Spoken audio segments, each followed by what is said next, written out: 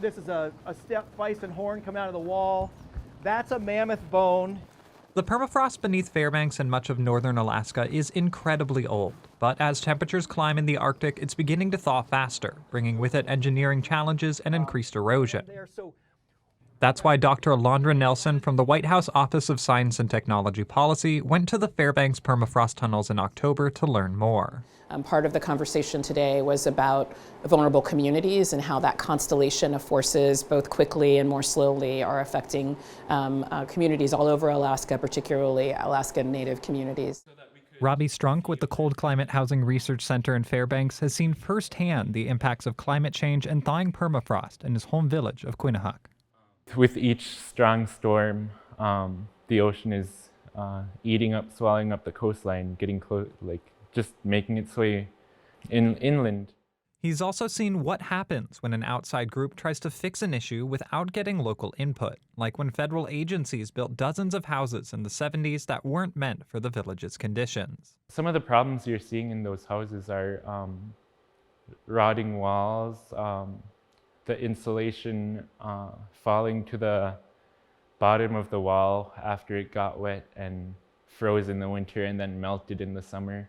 But things are starting to change. White House officials like Dr. Nelson are making their way to the state to hear directly from Alaskans about the issues they face and the solutions they're working on. We are really thinking about Alaska as a really important site for, unfortunately, rapid climate change that's happening in our country and in the world, both as a source of of degradation and of rapid change, but of a source of innovation as well. Dr. Nelson and other officials visited sites across Alaska like the Fairbanks permafrost tunnels to see the challenges Alaska faces in housing, engineering, energy efficiency, and the impacts of climate change. Permafrost acts as a crossroads for these issues. Its thawing leads to more than just erosion. The grass is, I think it's about 22,000 years old. We've had it dated. Grass and other vegetation like that frozen in permafrost gets decomposed as it thaws, which in turn releases more greenhouse gases into the atmosphere.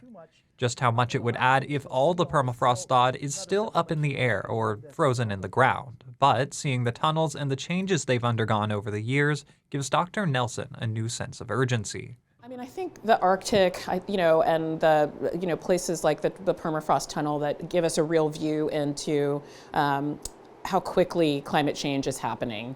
And it also gives us a view into what we can do about it as a society. And as a society, officials like Dr. Nelson and Dr. Larry Hinsman of the Interagency Arctic Research Policy Committee are recognizing the solutions need to come from multiple levels. Some of these problems really do take a concerted effort from the national side, but also we have to involve the state of Alaska, we have to involve local communities in resolving many of these challenges. And while the issues may be daunting, seeing the national interest in the work he does gives Strunk a new sense of hope. It's very cool, very, very awesome to see people from the White House here to really learn about Alaska and learn about our very unique problems we face here. I'm very excited to continue on this process in getting a clean, safe future. A sense of hope and a seat at the table. For Alaska Public Media, I'm Madeline Rose.